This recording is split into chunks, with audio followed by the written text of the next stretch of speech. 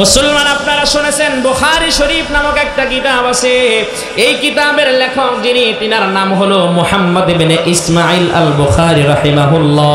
ইমাম বুখারী যখন ছোট্ট মানুষ, ওই সময় তার বাবা ইন্তেকাল করে, ইমাম বুখারী এতিম হয়ে গেলেন, তার মাও বিধবা হয়ে গেল।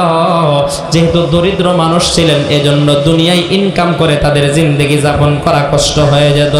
হযরত ইমাম বুখারীর মা একবার ইমাম বুখারীকে নিয়ে তিনি হজের সফরে গেলেন, উমরার সফরে গেলেন। কিতাবের ভিতরে পাওয়া যায় ইমাম বুখারী যখন ছোট্ট ছিলেন, ওই সময় তিনি চক্ষুষ্মান ছিলেন, তার দুইটা চোখ ভালো ছিল। বাবার ইন্তেকালের পরে ইমাম বুখারী অন্ধ হয়ে গেলেন, তার চোখ দুটি কানা হয়ে গেল। ইমাম বুখারীর মা পেরেশান হয়ে গেলেন, আল্লাহর কাছে প্রত্যেক দিন দোয়া করে আর কান্না করে আর বলে, আল্লাহ তুমি আমার স্বামীকে আমার কাছ থেকে কেড়ে নিলা, আল্লাহ তুমি আমার এমন একটা সন্তান দিলা, আমার সন্তানটাকেও তুমি অন্ধ বানায়া দিলা। ইমাম বুখারীর মা ইমাম বুখারীকে নিয়ে তিনি বাইতুল্লাহর হজ সফরে চলে গেলেন। বাইতুল্লাহ শরীফে গিয়া একদিন শেষ রজনীতে ঘুম থেকে উঠা ওযু বানায়া তিনি মক্কার হেরেমের ভিতরে দাঁড়ায়া নামাজ আদায় করেন। তাহাজ্জুদের নামাজ শেষ করে তিনি দুইটা হাত তুলে দুইটা চোখের পানি ছেড়ে আল্লাহর কাছে কান্না করে আর বলে, আল্লাহ তোমার পয়গম্বরের জবান থেকে শুনেছি, তোমার পয়গম্বর বলেছেন মা যদি সন্তানের জন্য দোয়া করে এই দোয়া নাকি তুমি ফেরত দাও না। সুবহানাল্লাহ বলেন, আর জোরে বলেন সুবহানাল্লাহ। ইমাম বুখারীর মা ডাক দিয়া বলে, মালিক আল্লাহ, আমি আমার মা হইয়া আমি আমার এই সন্তানের জন্য তোমার কাছে দোয়া করি, আল্লাহ তোমার নবীর হাদিস যদি সত্য হয় তাহলে আমি মার দোয়া কবুল করে আমার এই সন্তানের দুইটা চোখ তুমি ফেরত দাও। সুবহানাল্লাহ বলেন। কিতাবের ভিতরে লিখে ইমাম বুখারীর মা মুনাজাত শেষ করতে পারে নাই, পাশেই ইমাম বুখারী শোয়া ছিলেন, তিনি ঘুম থেকে উঠা পড়লেন। ঘুম থেকে উঠা মাকে ডেকে ডেকে বলেন, মা আপনি যে আল্লাহর কাছে দোয়া করেছেন, আল্লাহ পাক রব্বুল আলামিন আপনার দোয়ার বরকতে আল্লাহ আমার দুইটা চোখের দৃষ্টি শক্তি ফেরত দিয়েছেন। সুবহানাল্লাহ বলেন। মুসলমান, আমি এই ঘটনা দিয়ে আপনাদেরকে যেই জিনিসটা বোঝাতে চাই, দেখেন মায়ের দোয়ার এত অ্যাকশন, এত অ্যাকশন। মা যদি সন্তানের জন্য দোয়া করে, সন্তান যদি অন্ধ হয় মায়ের দোয়ার বরকতে ভালো হয়ে যায়। কথা বলেন ঠিক কিনা? সন্তান যদি অসুস্থ হয়, মা যদি দোয়া করে, আল্লাহ পাক রব্বুল আলামিন মায়ের দোয়ার বরকতে সন্তানকে সুস্থ বানায় দেন। ঘটনা এমন হাদিসের ভিতরে পাওয়া যায়, মা সন্তানের জন্য দোয়া করছে, আল্লাহ পাক রব্বুল আলামিন মায়ের দোয়ার বরকতে কসাই সন্তানকে আল্লাহ জান্নাতের মালিক বানায়া দিছে। জোরে বলেন সুবহানাল্লাহ। আমার বাবা হলো ইমরান, মা হলো হান্না, খালু জাকারিয়া, আর ইয়াহইয়া আলাইহিস সালাম হলো মারিয়ামের খালাতো ভাই। নাম কি? ইয়াহইয়া, খালাতো ভাই। এখন জাকারিয়া আলাইহিস সালাম আর মারিয়ামের বাবা ইমরান, এই দুইজন ভাইরা ভাই। এই দুইজন কি ভাইরা ভাই না? এই দুইজন ভাইরা ভাই বুঝেননি আপনারা? বুঝেন? এই দুজনই আল্লাহর নবী, কিন্তু আল্লাহ তাআলা এই দুইজন নবীকে এমনভাবে পরীক্ষা করছেন, ওনারা একেবারে বয়োবৃদ্ধ হয়ে গেছেন, এরপরেও আল্লাহ তাআলা তাদেরকে সন্তান দেন না। মানুষের যদি সন্তান না হয়, একজন মানুষ দুনিয়াতে হাজার কোটি টাকার মালিক হলো, কিন্তু একজন সন্তানের মালিক হতে পারলো না। আমি মনে করি তার চাইতে দুঃখী মানুষই আসমানের নিচে জমিনের উপরে আর কেউ নেই। কথা বলেন ঠিক কিনা? হযরত জাকারিয়া তিনি একজন নবী এবং এক বড় শক্তিশালী একজন নবী, বনি ইসরাইলের একজন নবী। আল্লাহ তাআলা তো সব নবীদেরকেই বনি ইসরাইল থেকে পাঠিয়েছেন। কি বলেন? বনি ইসরাইল থেকে পাঠিয়েছেন না? নবীর ধারাবাহিকতা বনি ইসরাইলে বেশি, এবং বনি ইসরাইলে যত বড় বড় নবী আছে আল্লাহ সব বনি ইসরাইল থেকে পাঠিয়েছেন। আমাদের নবীর হিসাব ভিন্ন, আমাদের নবী বনি ইসরাইল থেকে আসা নেই। এটা লম্বা আলোচনা, এটা বলা যাবে না সেদিকে। যাই হোক, হযরত জাকারিয়া আলাইহিস সালাম চিন্তা করতেছেন, আল্লাহ আমি বনি ইসরাইলের একজন সম্মানিত নবী, আমি বৃদ্ধ হয়ে গেলাম, আমার সন্তানাদি হয় না, এখন আমি যখন ইন্তেকাল করব, আল্লাহ যদি আমার কোনো সন্তানকে দুনিয়াতে রেখে যেতে না পারি, তো নবীর ধারাবাহিকতাটা তো আমার থেকে শেষ হয়ে গেল, এটা আমার জন্য দুঃখজনক। আল্লাহ তুমি কি আমাকে একটা সন্তান দিবা? আমার যেই সন্তানটা বনি ইসরাইলের, এই যে আলে ইয়াকুব, ইয়াকুব আলাইহিস সালামের বংশ থেকে যে নবী আসছে, এই নবীর ধারাবাহিকতাটা রক্ষা করবে। বলেন তো দেখি, আল্লাহর কাছে যদি নবীরা কোনো দোয়া করে, আল্লাহ কি দোয়া ফেরত দেয়? জোরে বলেন, ফেরত দেয়? মুসলমান একটু দিল দিয়ে কথাগুলো মনোযোগ দিয়ে শুনেন। হযরত জাকারিয়া আলাইহিস সালাতু ওয়াস সালাম আল্লাহর কাছে দোয়া করেছেন, মালিক, আয় আল্লাহ, তুমি আমারে একজন সন্তানের মালিক বানাও। আল্লাহ পাক রব্বুল আলামিন জাকারিয়া আলাইহিস সালাতু ওয়াস সালামকে তিনি পরীক্ষা করেছেন। আল্লাহ তাআলা সাথে সাথে জাকারিয়া আলাইহিস সালাতু ওয়াস সালামের দোয়ায়, জাকারিয়া আলাইহিস সালাতু ওয়াস সালামের ডাকে সাড়া দেন নাই। আল্লাহ জাকারিয়াকে পরীক্ষার ভিতরে ফালায়া রাখছেন। হযরতে জাকারিয়া আলাইহিস সালাতু ওয়াস সালাম তিনি বৃদ্ধ হয়ে গেছেন। বৃদ্ধ বয়সেও আল্লাহ পাক রব্বুল আলামিনের কাছে দোয়া করেন, বলেন, আল্লাহ, আপনি আমারে একজন সন্তান দেন, আপনি আমারে একজন সন্তানের মালিক বানান। মুসলমান একটু বুঝে থাকলে বলেন, আল্লাহ পাক রব্বুল আলামিন বৃদ্ধ বয়সে মানুষকে সন্তান দেওয়ার ক্ষমতা রাখেন কি রাখেন না? হযরতে জাকারিয়া আলাইহিস সালাতু ওয়াস সালাম আল্লাহর কাছে দোয়া করতেছেন, রব্বুল আলামিন, রব্বি ইন্নী ওয়াহানাল আযমু মিন্নী ওয়াস্তাআলার রাসু শাইবান ওয়া লাম আকুম বিদুআইকা রব্বি শাকিয়্যা। আয় আল্লাহ, আমি বৃদ্ধ হয়ে গেলাম, আমার হাড্ডিগুলো দুর্বল হয়ে গেল, আল্লাহ আমার মাথার চুলগুলো পেকে গেল। রব্বুল আলামিন, আল্লাহ, তোমার কাছে একটা সন্তান চাইলাম, তুমি আমারে দিলা না। আবার আল্লাহ পাক রব্বুল আলামিনকে ডেকে ডেকে বলে, ওয়ালাম আকুম বিদুআইকা রব্বি শাকিয়্যা। আল্লাহ, তোমার কাছে জীবনে যত যা কিছু চেয়েছি তুমি আমারে কোনোদিন খালি হাতে ফেরত দাও নাই। তোমার কাছে যা কিছু চেয়েছি কোনোদিন ব্যর্থ হই নাই। আল্লাহ, তোমার কাছে আমি চেয়েছি, তুমি অবশ্যই আমার চাওয়া পূরণ করেছো। জোরে বলেন সুবহানাল্লাহ। এজন্যই মুসলমান আমরা তো আমাদের দুনিয়াবি প্রয়োজন পূরণের জন্য দুনিয়ার নেতাদের কাছে দৌড়াই, কথা বলেন ঠিক কিনা? নবীজি বলেন, আমার উম্মতের দল শোনো, যে কোনো মুসিবতে পড়ে গেছো টেনশন নিও না, নামাজে দাঁড়ায়া যাও, নামাজ আদায় করে দুইটা হাত তুলে মালিকের কাছে চাও। তুমি মালিকের কাছে চাইতে দেরি হবে, কিন্তু তোমার মালিক তোমারে দিতে দেরি হবে না, কথা বলেন ঠিক কিনা? দুনিয়ার মানুষের কাছে গিয়ে আপনি চাইবেন, দিবে না, আপনাকে ফেরত দিবে। আল্লাহ বলেন, বান্দা, তুমি আমার কাছে চাও, আমি আল্লাহ কোনো সময় ফেরত দেই না। আমি আল্লাহ পাক রব্বুল আলামিন একটু হয়তো বা লেট করি তোমারে পরীক্ষা করার জন্য, কিন্তু অবশ্যই আমি আল্লাহ তোমার চাওয়া দুনিয়াতেই পূরণ করে দেব। হযরতে জাকারিয়া আলাইহিস সালাতু ওয়াস সালাম আল্লাহর কাছে দোয়া করেছেন, আল্লাহ পাক রব্বুল আলামিন দোয়া কবুল করেছেন। আল্লাহ পাক রব্বুল আলামিন কোরআনে কারীমের ভিতরে হযরতে জাকারিয়া আলাইহিস সালাতু ওয়াস সালামকে ডাক দিয়া সন্তানের একটা সুসংবাদ দিয়ে দিয়েছে। আল্লাহ বলছেন, জাকারিয়া, আমি আল্লাহ পাক রব্বুল আলামিন তোমাকে একজন নেককার সন্তানের সুসংবাদ দিয়ে দিলাম। সুবহানাল্লাহ বলেন। হযরতে জাকারিয়া আলাইহিস সালাতু ওয়াস সালাম এবার তিনি আমার আল্লাহকে ডেকে বলেন, ওয়া কানাত ইমরাতি আকিরা। আল্লাহ, আপনি আমারে সন্তান দিবেন, আমি মেনে নিলাম, কিন্তু আমার স্ত্রী তো বন্ধা, আমার স্ত্রীর কেমনে সন্তান হবে? রব্বুল আলামিন, আল্লাহ, আমার স্ত্রীও বন্ধা, আবার আমি নিজেও বৃদ্ধ হয়ে গেছি। আল্লাহ, আমার তো সন্তান হওয়ার কোনো সম্ভাবনা নাই, কেমনে সন্তান হবে?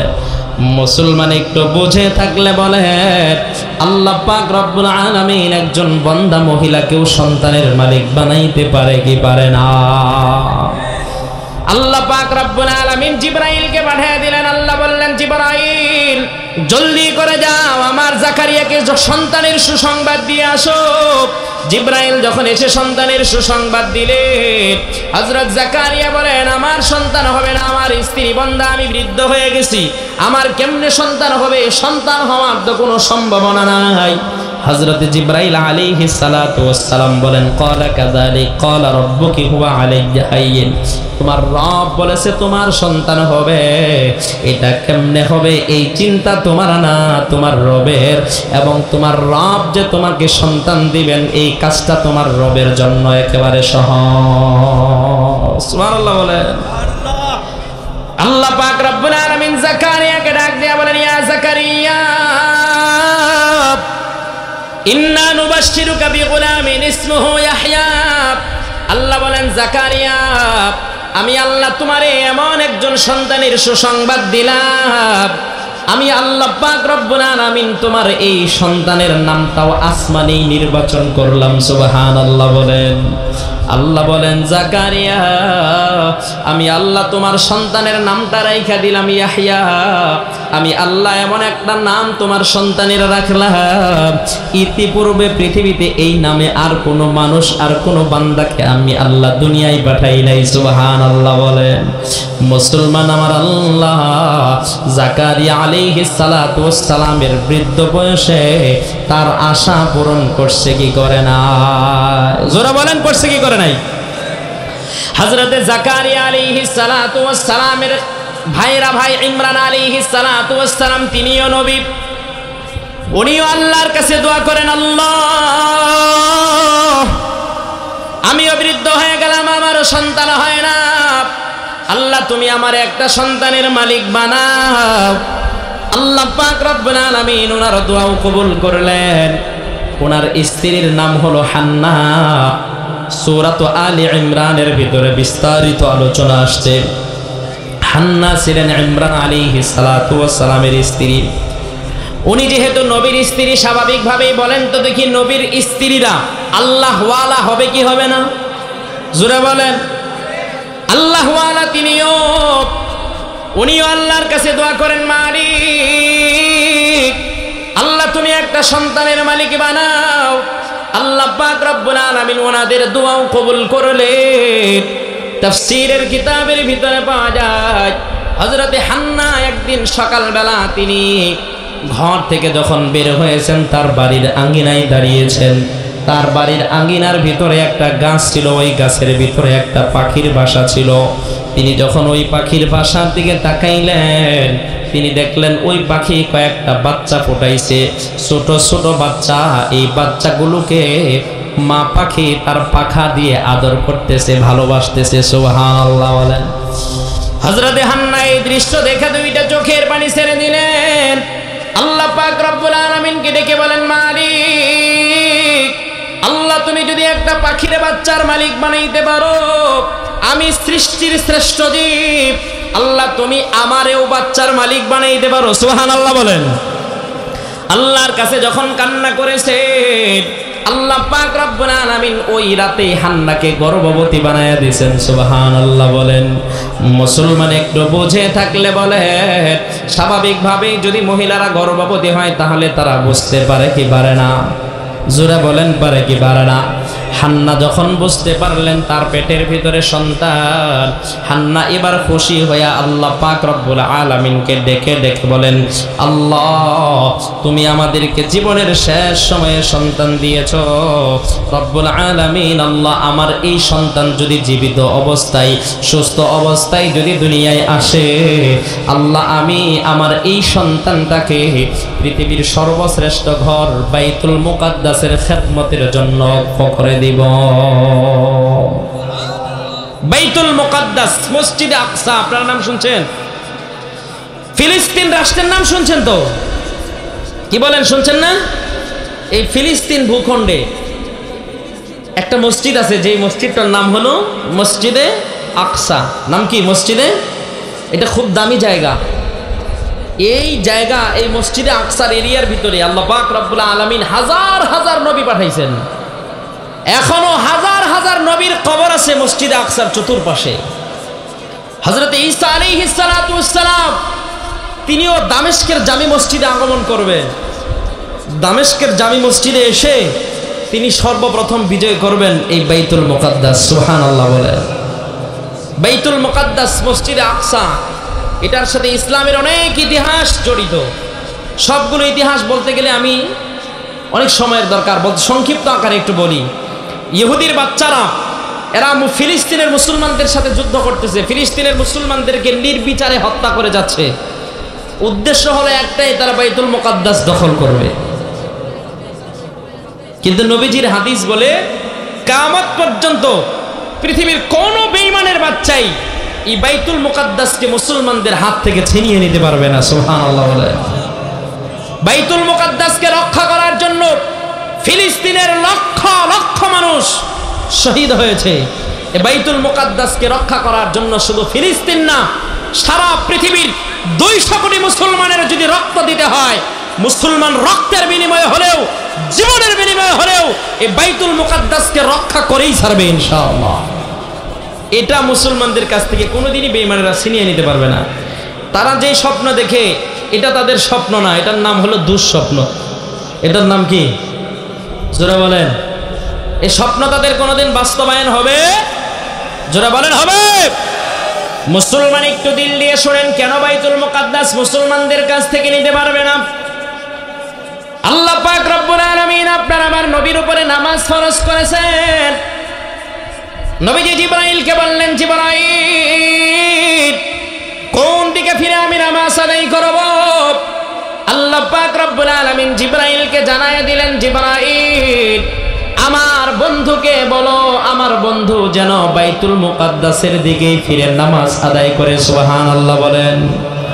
মুসলমান হাদিসের কিতাবের ভিতরে পাওয়া যায়, পয়গম্বর আলাইহিস সালাতু ওয়াস সালাম সাহাবায়ে কেরামকে নিয়ে 17 মাস পর্যন্ত বাইতুল মুকাদ্দাসের দিকে ফিরে নামাজ আদায় করেছেন। এর মানে বাইতুল মুকাদ্দাস হলো মুসলমানদের প্রথম কিবলা। কথা বলেন ঠিক কিনা? এই বাইতুল মুকাদ্দাস যেহেতু মুসলমানদের প্রথম কিবলা, এর সাথে মুসলমানদের রক্তের সম্পর্ক। যে বাইতুল মুকাদ্দাসে হামলা করবে সেজন্য মুসলমানদের ঈমানের উপরেই হামলা করলো। কথা বলেন ঠিক কিনা? মুসলমান ঈমান রক্ষা করার জন্য যদি এই বাইতুল মুকাদ্দাসকে রক্ষা করার জন্য যদি জীবন দেওয়ার প্রয়োজন হয়, তাহলে কে কে জীবন দিতে রাজি আছি? দুটি হাত তুলে আল্লাহকে দেখা দে। রাজি আছি তো ইনশাআল্লাহ? মুসলমান এবারে দিল দিয়ে কথাগুলো মনোযোগ দিয়ে শুনেন। হযরতে হান্না বললেন, মালিক আল্লাহ তুমি যদি আমার একটা সন্তান দাও, আমার এই সন্তানকে আমি বাইতুল মুকাদ্দাসের খেদমতের জন্য উৎসর্গ করব। আল্লাহ পাক রব্বুল আলামিন দোয়া কবুল করলেন। হান্না এবার সন্তান প্রসব করলেন। মুসলমান একটু বলেন তো দেখি, স্বাভাবিকভাবে মসজিদের খেদমতের জন্য পুরুষ মানুষের দরকার না মহিলা মানুষ? জোরে বলেন, আরো জোরে বলেন। কিন্তু হান্না তিনি কন্যা সন্তান জন্ম দিলেন। আল্লাহ পাক রব্বুল আলামিনকে ডেকে ডেকে বলেন, আল্লাহ ইন্নী নাযারতু লাকা মা ফি বাতনি মুহাররারান ফাতাকাব্বাল মিন্নী ইন্নাকা আনতাস সামিউল আলিম। তিনি বলতেছেন, ফালাম্মা ওয়াদাআতহা ক্বালাত রাব্বি ইন্নী ওয়াদাতুহা উনসা। আল্লাহ আমি তো কন্যা সন্তান জন্ম দিয়েছি। আল্লাহ পাক রব্বুল আলামিন বলেন, ওয়াল্লাহু আ'লামু বিমা ওয়াদাআত। আল্লাহ বলেন, হান্না তুমি কি সন্তান জন্ম দিয়েছো আমি আল্লাহ তোমার চাইতেও ভালো করে জানি। সুবহানাল্লাহ বলেন। আল্লাহ বলেন, হান্না আমি আল্লাহ তোমার যেই সন্তান দিয়েছি, যদিও এটা কন্যা সন্তান, যদিও এটা মেয়ে সন্তান, ওয়ালাইসা যাকারু কাল উনসা, কিন্তু তোমার এই মেয়েটা দুনিয়ার অন্যান্য মেয়েদের মতো না, বরং আমি আল্লাহ তোমারে এমন একটা মেয়ে সন্তানের মালিক বানাইছি, তোমার এই মেয়ে সন্তান দুনিয়ার হাজার হাজার পুরুষের চাইতে আমি আল্লাহর কাছে বেশি মর্যাদাবান। আল্লাহ বলেন, হান্না তোমার যেই সন্তান দিলাম এই সন্তান আমি আল্লাহর কাছে কত দামি জানো? ওয়া ইন্নী সাম্মাইতুহা মারইয়াম, স্বয়ং আমি আল্লাহ নিজে তার নাম রাইখা দিলাম মারইয়াম। সুবহানাল্লাহ। এবার বলেন, যেই নারীর নাম আমার আল্লাহ রাখছে, বলেন তো দেখি ওই নারীর দাম আমার আল্লাহর কাছে আছে না? না। হযরতে মারইয়াম তিনি বড় হয়ে গেলেন, প্রাপ্ত বয়স্কা হয়ে গেলেন। এবার তার মা মানত করেছে তার বাইতুল মুকাদ্দাসের খেদমত করাবে। মানত অনুযায়ী মারইয়ামকে নিয়ে বাইতুল মুকাদ্দাসে হাজির। ওই সময় বাইতুল মুকাদ্দাসের যিনি ইমাম তিনি হলেন মারইয়াম আলাইহিস সালাতু ওয়াস সালামের খালু হযরতে জাকারিয়া আলাইহিস সালাতু ওয়াস সালাম। সুবহানাল্লাহ বলেন। জাকারিয়া ওই সময় বাইতুল মুকাদ্দাসের ইমাম, ওই সময় জাকারিয়া আলাইহিস সালাতু ওয়াস সালাম বাইতুল মুকাদ্দাসের মুতাওয়াল্লি, তিনি বাইতুল মুকাদ্দাসকে দেখাশোনা করেন, তিনি বাইতুল মুকাদ্দাসে ইমামতি করেন। হযরতে জাকারিয়া আলাইহিস সালাতু ওয়াস সালাম যেহেতু বাইতুল মুকাদ্দাসের ইমাম, স্বাভাবিকভাবেই জাকারিয়ার দায়িত্বটা, মারিয়ামের দায়িত্বটা জাকারিয়ার উপরেই পড়বে। কথা বলেন ঠিক কিনা? এরপরেও যেহেতু মারিয়ামকে সেখানে নেওয়া হয়েছে, ওখানে নেওয়ার পর সকলের ভিতরে একটা প্রতিযোগিতা শুরু হয়ে যায়, কে মারিয়ামের দায়িত্ব নিবে। সবাই তার দায়িত্ব নিতে চায়। এক পর্যায়ে যখন লটারি হয়, একবার না, দুইবার না, তিনবার লটারি দেওয়া হয়, তিনবার জাকারিয়া আলাইহিস সালাতু ওয়াস সালামের নাম ওঠে। আল্লাহ কোরআনের ভিতরে বলেন ওয়া কাফফারাহা জাকারিয়া, আল্লাহ বলেন মারিয়ামের দায়িত্ব আমি আল্লাহ পাক রব্বুল আলামিন জাকারিয়ার হাতেই দিয়ে দিলাম। মেয়ে মানুষ, মহিলা মানুষ স্বাভাবিকভাবেই তার দেখশন, তার যত প্রয়োজন আছে সবগুলো প্রয়োজন পুরা করবেন যিনি, তিনি হলেন তার আপন খালু বাইতুল মুকাদ্দাসের ইমাম জাকারিয়া আলাইহিস সালাতু ওয়াস সালাম। মেয়ে মানুষ হিসাবে তার একটা আলাদা নিরাপদ থাকার জায়গার দরকার আছে না নাই? জোরে বলেন আছে না নাই? সকলে মিলে পরামর্শ করলেন তার থাকার জায়গাটা কোথায় হবে। এবার মসজিদের মেহরাবের ভিতরে তার জন্য একটা থাকার জায়গা করে দিলেন। সুবহানাল্লাহ বলেন। হযরতে মারিয়াম ওই মেহরাবের ভিতরে থাকেন, সেখানে থাইকা তিনি মসজিদের খেদমত করেন, মসজিদের সেবা করেন। মসজিদের সেবা যখন শেষ হয়ে যায় তখন তিনি আবার ওই ঘরের ভিতরে, মেহরাবের ভিতরে গিয়ে আল্লাহর ইবাদতে নিমগ্ন হন। হযরতে জাকারিয়া তিনি যেহেতু আল্লাহর নবী, বিভিন্ন সময় দিন প্রচারের উদ্দেশ্যে তিনি বাইতুল মুকাদ্দাস ছেড়ে দূর দূরান্ত এলাকায় চলে যেতেন। হযরতে জাকারিয়া তিনি সুতারগিরি কাজ করতেন, সুতারগিরির কাজ করতেন। মারিয়ামের জন্য 2 দিন 3 দিনের খানা রাইখা তারপরে তিনি দূর দূর এলাকায় চলে যেতেন। কোন সময় 3 দিনের খানা রাইখা যাইতেন, কিন্তু 3 দিনের ভিতরে ফিরে আসতে পারতেন না, 10 দিন 12 দিন পরে ফিরে আসতেন। মুসলমান একটু বুঝে থাকলে বলেন 3 দিনের খানা রাইখা গেছে, আর বাকি 7 দিন কি মারিয়ামের খাবারের প্রয়োজন হয় নাই? জোরা বলেন হয়েছে কি হয় না? কেউ মারিয়ামের জন্য সেখানে খাবারের ব্যবস্থা করে না। মারিয়ামের সামনে খানা নাই। মারিয়াম আল্লাহর কাছে দোয়া করে, মালিক আল্লাহ, এখানে আমার কেউ নাই, বাবা নাই, মা নাই, আমার ভাই নাই, আমার কোনো আত্মীয় স্বজন নাই, আমার খালু এই মসজিদের ইমাম, খালু দিন প্রচারের কাজে চলে গিয়েছেন। আল্লাহ এখন আমার খাবারের প্রয়োজন, আপনার পক্ষ থেকে আমার জন্য খাবারের ব্যবস্থা করে দেন। আল্লাহ পাক রব্বুল আলামিন মারিয়াম আলাইহিস সালাতু ওয়াস সালামের দোয়া কবুল করছেন। সুবহানাল্লাহ বলেন। হযরতে জাকারিয়া যখন 10 দিন 12 দিন 15 দিন পরে ফিরে আসতেন, আসার পরে তিনি সরাসরি মেহরাবের ভিতরে ঢুইকা যেতেন। মেহরাবের ভিতরে ঢোকার পরে মারিয়াম আলাইহিস সালাতু ওয়াস সালামের সামনে হরেক রকমের ফল দেখতে পাইতেন। শীতকালে গরমকালের ফল, গরমকালে শীতকালের ফল। মুসলমান এই দৃশ্যগুলো যখন দেখতেন, দেখা তিনি মারিয়ামকে জিজ্ঞেস করতেন, মারিয়াম আমি তোমার জন্য 3 দিনের খানা রাইখা গেলাম, কিন্তু এই যে তোমার সামনে হরেক রকমের ফল, আনসিজনালি ফল, এখন তো এই ফলের সিজন না, এই ফল তোমার সামনে কোত্থেকে আসলো, তুমি কোথায় থেকে পেলা? হযরতে মারিয়াম তিনি হযরতে জাকারিয়াকে জবাব দিয়েছেন, বলেছেন খালুজান আপনি আমার সামনে যে আনসিজনালি ফলগুলো দেখতেছেন, ক্বালাত হুয়া মিন ইনদিল্লাহ, আল্লাহর পক্ষ থেকে এই ফলগুলো আমার জন্য ব্যবস্থা হয়। জোরে বলেন সুবহানাল্লাহ। আল্লাহ পাক রব্বুল আলামিন বলেন, ইন্নাল্লাহা ইয়ারযুকু মান ইয়াশাউ বিগাইরি হিসাব। আল্লাহ বলেন আমি আল্লাহ যাকে চাই তাকে বেহিসাব রিজিক দান করি। সুবহানাল্লাহ বলেন। মুসলমান একটু বলেন তো দেখি রিজিকের মালিক কে? আরো জোরে বলেন কে? রিজিকের মালিক যদি আল্লাহ হয়, আপনি আর আমি যখন দোকানে বৈশা থাকি ওই সময় যদি মসজিদের মিনারা থেকে আজানের সুর কানে ভেসে আসে, এরপরেও দোকান বন্ধ করে কেন আপনি আর আমি মসজিদে যায় না? এর মানে মুখে বলি রিজিকের মালিক আল্লাহ, দিলে বিশ্বাস করি দোকান হলো আমার রিজিকের মালিক। কথা বলেন ঠিক কিনা? আল্লাহ কোরআনের ভিতরে বলেছেন, ওয়ামা মিন দাব্বাতিন ফিল আরদি ইল্লা আলাল্লাহি রিজকুহা ওয়া ইয়ালামু মুস্তাকাররাহা ওয়া মুস্তাওদাআহা কুল্লুন ফি কিতাবিম মুবিন। আল্লাহ বলেন দুনিয়ার মানুষ শোনো, স্থলভাগ এবং জলভাগে যত প্রাণী আছে সকল প্রাণীর রিজিকের জিম্মাদারি আমি আল্লাহর কাছে। সুবহানাল্লাহ। মুসলমান তাফসীরের কিতাবের ভিতরে লেখা হয় আল্লাহ পাক রব্বুল আলামিন মানুষকে বানাইছেন, মানুষকে বানানোর পরে আল্লাহ তাআলা মানুষের তকদিরে চারটা জিনিস সর্বপ্রথম লিখে দিয়েছেন। এই চারটার ভিতরে এক নম্বর হলো রিজিক।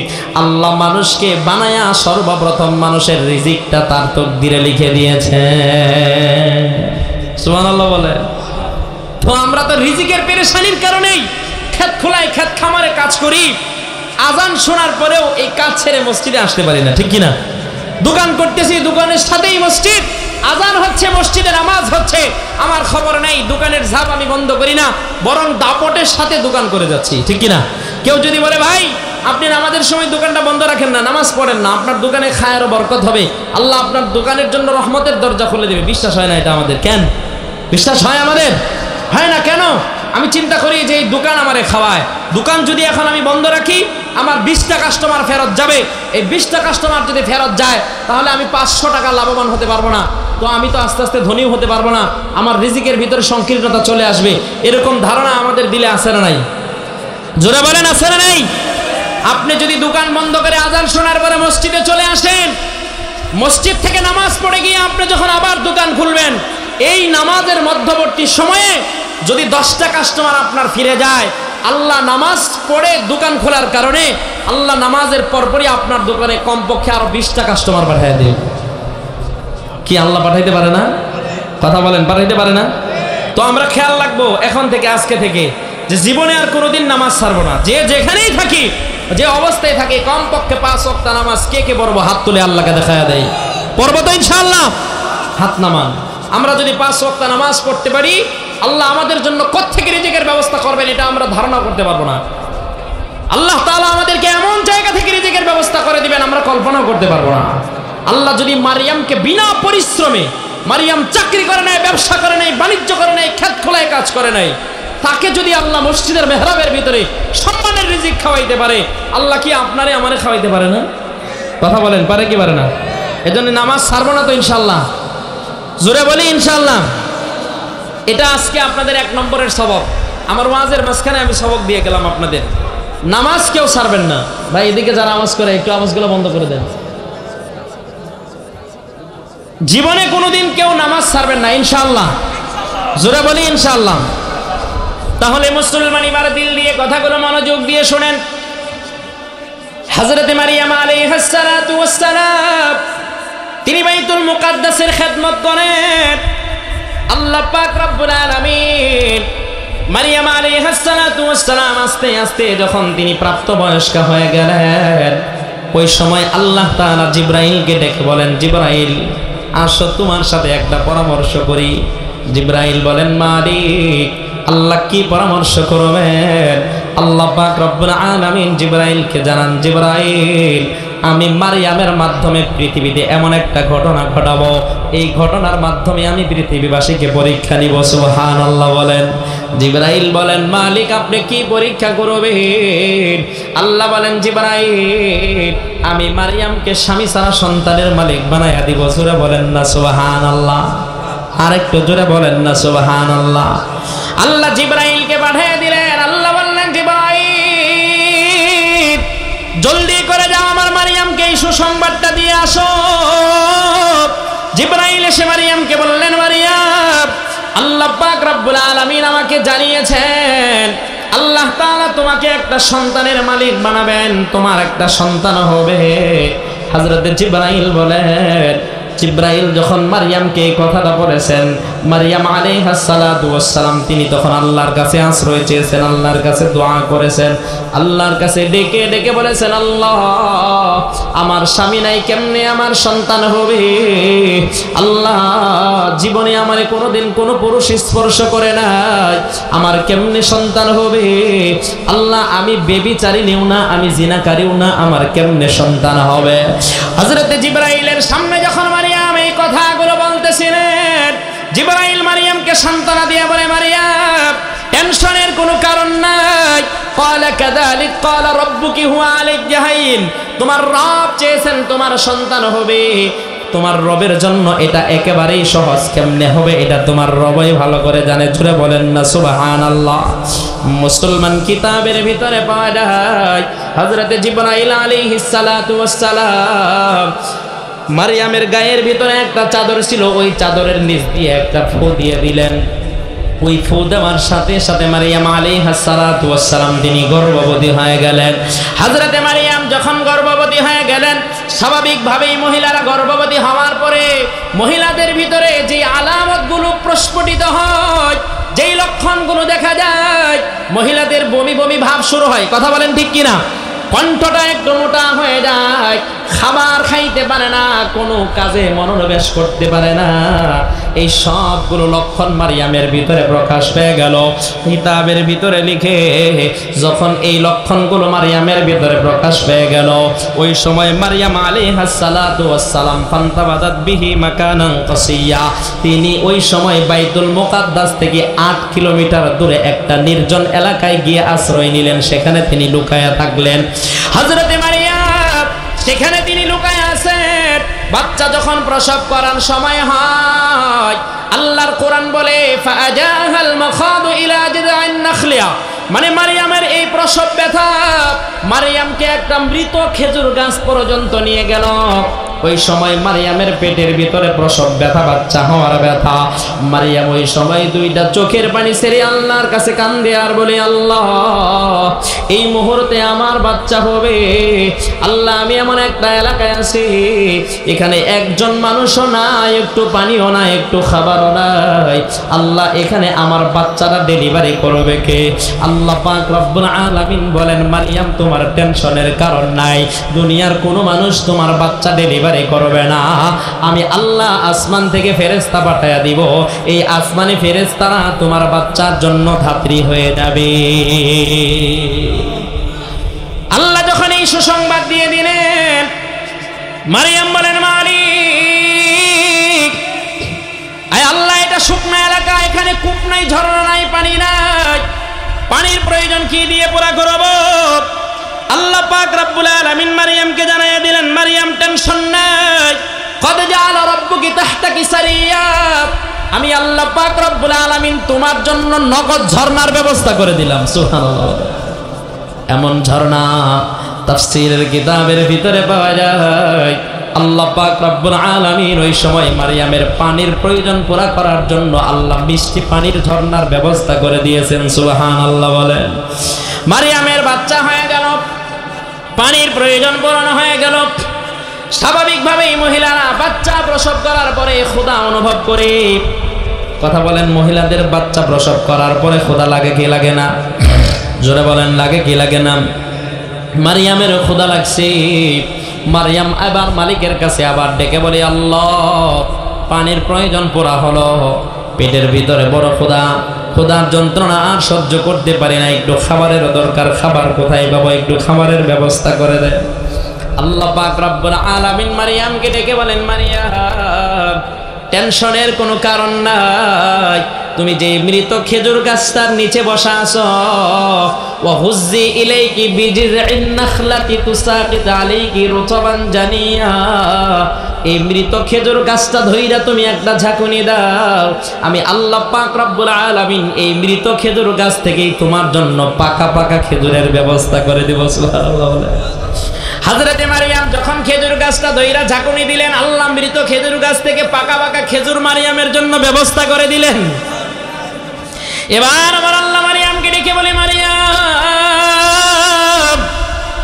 আমি আল্লাহ তোমার জন্য পানির ব্যবস্থা করলাম, আবার খেজুরের ব্যবস্থা করলাম। ফাকুলি ওয়াশরাবি ওয়া কাররি আইনা, এবার তুমি খেজুরগুলো খাও, পানি পান করো। ওয়া কাররি আইনা, আমি আল্লাহ তোমার কুলে যে চাঁদের চেয়েও সুন্দর একটা সন্তান দান করলাম, এই সন্তানের চেহারার দিকে তাকায়া তুমি তোমার দুইটা চোখের শিথিল বানাও। সুবহানাল্লাহ। এবার মারিয়াম সন্তানের চেহারার দিকে যখন তাকায়, দুনিয়ার সকল দুঃখ কষ্টের কথা ভুলে যায়। যখন ওই সন্তানের কথা মনে হারায় যায়, তখন ওই আবার তার মনের ভিতরে কাজ করে, আবার তার মনের ভিতরে জাগ্রত হয়, এই সন্তান নিয়ে আমি এখন এই নির্জন এলাকায় কয়দিন থাকবো, কিছুদিন পরে হলেও তো আমাকে এই এলাকা থেকে আমার নিজের এলাকায় ফিরে যেতে হবে। যখন আমি এলাকায় ফিরে যাব, ওই সময় যদি লোকজন আমারে জিজ্ঞেস করে, মারিয়াম তুমি কোথায় সন্তান পেলা, ওই সময় আমি তাদের জবাব কি দিব? আল্লাহ পাক রব্বুল আলামিন বলেন, মারিয়াম টেনশনের কোনো কারণ নাই। যেদিন তুমি বাচ্চা নিয়ে তোমার এলাকায় যাবা, সেদিন যদি তোমাকে তোমার বাচ্চা সম্পর্কে জিজ্ঞেস করা হয়, তখন তুমি তাদেরকে জবাব দিবা, ফালান উকাল্লিমাল ইয়াউমা ইনসিয়া, আজকে আমি আমার রবের জন্য রোজা রাখছি, আজকে আমি তোমাদের সাথে কথা বলতে পারবো না। হযরতে মারিয়ামকে যখন আমার আল্লাহ এটা শিখাইয়া দিলেন, মারিয়াম বললেন, রব এই কথা বলে মানুষের চাপ থেকে, মানুষের প্রেসার থেকে কয়দিন বাঁচা যাবে? আল্লাহ বলেন, মারিয়াম টেনশনের কোনো কারণ নাই। প্রথম দিন তুমি এই কথা বলবা, দ্বিতীয় দিন তৃতীয় দিন এই কথা বলবা, তৃতীয় দিন পরেও যদি তারা তোমারে আবার জিজ্ঞেস করে, ওই সময় তুমি তোমার সন্তানের দিকে ইশারা দিয়ে দেখায়া দিবা যে এই সন্তানটা কার সন্তান, কেমনে দুনিয়াতে আসছে, এটা আমারে জিজ্ঞেস না করে আপনারা এই কোলের ছোট্ট শিশু সন্তানটাকে জিজ্ঞেস করেন, সে আপনাদের সকল প্রশ্নের জবাব দিয়ে দিবে। হযরতে মারিয়াম যখন ইশারা দিয়ে দেখায় দিছে, আল্লাহর কোরআন বলে, ফাশারাত ইলাইহি, মারিয়াম ইশারা দিয়ে দেখায় দিছে, তারে আপনারা জিজ্ঞাসা, সে জবাব দিয়ে দিবে। ওই তৎকালীন জামানার ইহুদি নাসারারা তারা বলতেছিল, ক্বালু কাইফা নুকাল্লিমু মান কানা ফিল মাহদি সাবিয়্যা, মারিয়াম তুমি এটা কেমন কথা বলো, এটা তো ছোট্ট শিশু সন্তান, মায়ের কোলের সন্তান, এই সন্তান আবার পৃথিবীবাসীর সাথে কথা বলতে পারবে নাকি, সে আমাদের প্রশ্নের জবাব দিতে পারবে নাকি? মুসলমান একটু বুঝে থাকলে বলেন, আমার আল্লাহ যদি তৌফিক দেয়, কোলের সন্তান পৃথিবীবাসীর সাথে কথা বলতে পারে কি পারে না? জোরে বলেন, পারে কি পারে না? সব ঘটনা যিনি ঘটাইতেছেন তিনি কে? আরো জোরে বলেন, তিনি কে? আল্লাহ এই সব ঘটনা ঘটাইতেছেন। এখন আমি আপনাদেরকে একটা মজার ওয়াজ শোনাইতে চাই। একজন মানুষ উঠবেন না, যদি না উঠেন ওয়াজটা শোনাবো, আর যদি উঠাউঠি করেন তাহলে আমিও মাঝখানে ছেড়ে দিব। কে কে থাকবেন দুটি হাত তুলে আল্লাহকে দেখায় দেন। থাকবেন তো ইনশাল্লাহ? কে উঠাউঠি করবেন না? হ্যাঁ, এবার আপনাদেরকে আমি মজার আসল ওয়াজ এখন আমি শোনাবো আপনাদেরকে। হযরতে মারিয়ামের সন্তান, ছোট সন্তান, মায়ের কুলের সন্তান, এই সন্তান পৃথিবীবাসীর সাথে কথা বলবে। কি বলেন? এটা কি আশ্চর্যজনক বিষয় না? কথা বলেন, আশ্চর্যজনক বিষয় না? এগুলো আল্লাহর কাছে সহজ, আপনার কাছে আমার কাছে কঠিন মনে হয়, কিন্তু আল্লাহর কাছে এগুলো কি না? জোরে বলেন, কঠিন। কথা কয় না কঠিন? তাফসীরের কিতাবের ভেতরে পাওয়া যায়, আল্লাহ পৃথিবীতে এমন তিনজন সন্তান দুনিয়াতে পাঠাইছেন, যেই তিনজন সন্তান মায়ের কুলে থাকা অবস্থায় পৃথিবীবাসীর সাথে কথা বলছেন। সুবহানাল্লাহ বলেন। এই তিনজন সন্তানের ঘটনা আমি আপনাদেরকে ইনশাআল্লাহ সংক্ষিপ্ত আকারে শোনাবো। শুনবেন? রাজি আছেন ইনশাআল্লাহ? হযরতে মারিয়ামের সন্তান একজন, বিস্তারিত পরে বলবো। আরেকজন হলো বনি ইসরাইলের জামানাই একজন আবেদের ব্যাপারে কুলের একটা শিশু সন্তান বিচারকের সামনে তার নিরপরাধ হওয়ার ব্যাপারে সাক্ষী দিয়েছে। সুবহানাল্লাহ বলেন। আরেকজন হলো হযরত ইউসুফ আলাইহিস সালাতু ওয়াস সালামের জামানায়। আপনারা জানেন আল্লাহ পাক রব্বুল আলামিন কোরআনের ভিতরে ইউসুফ আলাইহিস সালাতু ওয়াস সালামের নামে একটা সূরা নাযিল করছে, সূরা ইউসুফ। কথা বলেন ঠিক কিনা? এই কিতাই সূরার ভিতরে আছে ইউসুফ আলাইহিস সালাতু ওয়াস সালামের মোট 12 ভাই ছিল। কত ভাই? জোরে বলেন, কত ভাই? ইউসুফ আলাইহিস সালাতু ওয়াস সালামের আপন 2 ভাই ছিলেন, ইউসুফ এবং বিনিয়ামিন, আর বাকি 10 জন ছিল সৎ ভাই। ইউসুফ আলাইহিস সালাতু ওয়াস সালাম যখন দুনিয়ায় আসলেন, বাকি 10 ভাই তারা ইউসুফের শত্রু হয়ে গেল। সর্বশেষ ইউসুফ আলাইহিস সালাতু ওয়াস সালামকে বাবার কাছ থেকে ধোঁকা দিয়ে নিয়ে কূপের ভিতরে ফেলাইয়া দেয়। আল্লাহ পাক রব্বুল আলামিন বণিক দলের মাধ্যমে, ব্যবসায়ী একটা দলের মাধ্যমে ইউসুফ আলাইহিস সালাতু ওয়াস সালামকে মিশরের বাজারে উঠায় দিলেন। ইউসুফ আলাইহিস সালাতু ওয়াস সালামকে তৎকালীন জামানার মিশরের অর্থমন্ত্রীর স্ত্রী তাকে গোলাম হিসাবে ক্রয় করে বাড়িতে নিয়ে গেলেন। সুবহানাল্লাহ বলেন। এবার ইউসুফ আলাইহিস সালাতু ওয়াস সালাম রাজ দরবারে লালিত পালিত হয়। সুবহানাল্লাহ। ইউসুফ আলাইহিস সালাতু ওয়াস সালামকে আমার আল্লাহ বড় সুন্দর চেহারা দিয়েছিলেন। কিতাবের ভিতরে পাওয়া যায় আল্লাহ সারা পৃথিবীর অর্ধেক সৌন্দর্য আল্লাহ ইউসুফের চেহারার ভিতরে ঢুকিয়ে দিয়েছিলেন। হযরত ইউসুফ যতই বড় হইতে থাকে ততই তার চেহারার সৌন্দর্য এত বেশি বাড়তে থাকে, এত বেশি বাড়তে থাকে। যেই মহিলা, যে অর্থমন্ত্রীর স্ত্রী ইউসুফকে গোলাম হিসাবে ক্রয় করে বাড়িতে নিয়ে আসলো, এই অর্থমন্ত্রীর স্ত্রী ইউসুফের প্রেমে পাগল হয়ে গেল। সুবহানাল্লাহ বলেন। এই অর্থমন্ত্রীর স্ত্রীর নাম হলো জুলাইখা। আপনারা নাম শুনছেন তো? জোরে বলেন, শুনছেন তো? কয়েকদিন ইউসুফ আলাইহিস সালাতু ওয়াস সালামকে কুপ্রস্তাব দেয়। ইউসুফ আলাইহিস সালাতু ওয়াস সালাম রাজি হয় না। সর্বশেষ ইউসুফকে এমন একটা ঘরের ভিতরে বন্দি করে, সেই ঘরের ভিতরে ঢোকার জন্য মাত্র 7টা দরজা। কয়টা? জোরে বলেন, কয়টা? ওখানে ঢুকায়া সবগুলো দরজা বাহির দিয়া বন্ধ করে ইউসুফকে বলে, ইউসুফ আমার মনোবাসনা পূরণ করো। যদি আমার মনোবাসনা পূরণ না করো, আজকে এখান থেকে আমাকে বাঁচানোর মতো তোমাকে আর কেউ নাই। আমার হাত থেকে তোমাকে কেউ বাঁচাইতে পারবে না।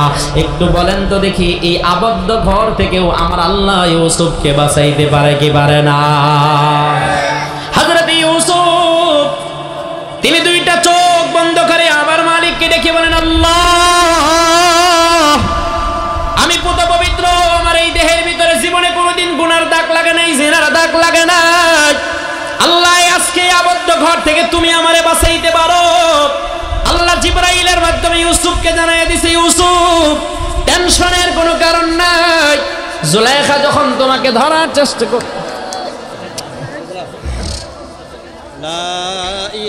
জোরে জিকির করেন ভাই, লা ইলাহা ইল্লাল্লাহ, লা ইলাহা ইল্লাল্লাহ,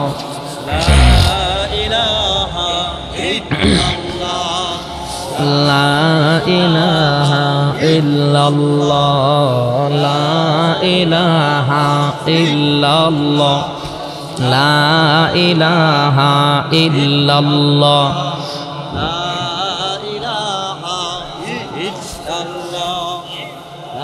জোরে জোরে লা ইলাহা। ইউসুফ আলাইহিস সালাতু ওয়াস সালাম রে জেলখানায় বন্দী করলো। 12টা বছর ইউসুফ আলাইহিস সালাতু ওয়াস সালাম জেলখানায় বন্দী থাকলেন। 12 বছর পরে ইউসুফ আলাইহিস সালাতু ওয়াস সালাম একটা স্বপ্নের ব্যাখ্যা দেওয়ার কারণে জেল থেকে মুক্তি পেলেন। সুবহানাল্লাহ বলেন, জোরে বলেন সুবহানাল্লাহ। যেদিন স্বপ্নের ব্যাখ্যা দিয়েছেন ইউসুফ আলাইহিস সালাম মুক্তি পাবেন, ওই দিনও জুলাইখা তারা ছাড়ে নাই। 5কেও তোরে ছাড়তাম না। যাই হোক, ইউসুফ আলাইহিস সালাতু ওয়াস সালামকে তৎকালীন এই মিশর যে রাষ্ট্র, এই রাষ্ট্রের নীতি অনুযায়ী একটা নীতিমালা তৈরি করে তারপরে তো আসামিকে জেল থেকে মুক্তি দিতে হয়। কথা বলেন ঠিক কিনা? এখন এই নীতিমালার জন্য বাদী বিবাদীর দরকার আছে না? কথা বলেন, দরকার আছে না নাই? এখন জুলাইখা তো বাদী, তাই না? এখন জুলাইখা ইউসুফ আলাইহিস সালাতু ওয়াস সালাম যে দোষী, তার লম্বা ঘটনা কিন্তু সংক্ষিপ্ত করলাম আমি। এর জন্য তার কয়েকজন সাক্ষী আছে। এই সাক্ষীটা কিনে এসে বিচারকের সামনে হাজির। ইউসুফ আলাইহিস সালাতু ওয়াস সালাম কান্দে আর বলে, আল্লাহ আমার মা নাই, বাবা নাই, ভাই নাই, ভাইয়েরা তো শত্রুতা করে আমার কুপিয়ে ফেলাই দিয়েছিল, আমার তো এখানে কেউ নাই, আমার পক্ষে কে সাক্ষী দেবে? আমি একজন সাক্ষী হইলেই তো বেঁচে যাইতে পারতাম।